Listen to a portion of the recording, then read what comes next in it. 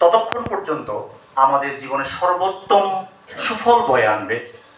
যতক্ষণ এটা মিথের আকার না নিয়ে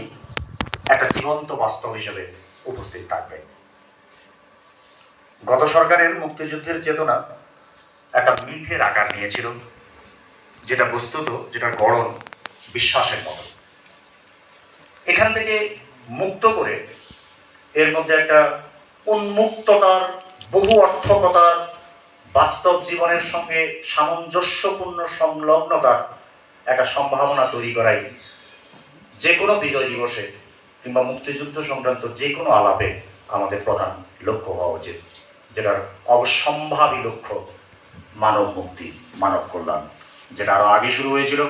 ৭১ বড় বিজয় অর্জিত হয়েছিল, কিন্তু এর পরম্পরা এখনো বহমান। এই যে প্রতিনিয়ত নতুন নতুন অর্থ উৎপাদন করা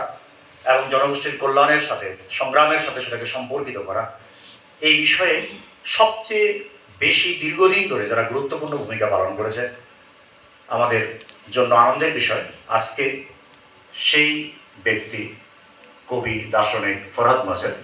আমাদের এই আলোচনায় বক্তা হিসেবে হাজির আছেন। তিনি সেই ১৯৭২ প্রকাশিত তার কাব্যগ্রন্থ খোকন ও তার প্রতিপুরুষে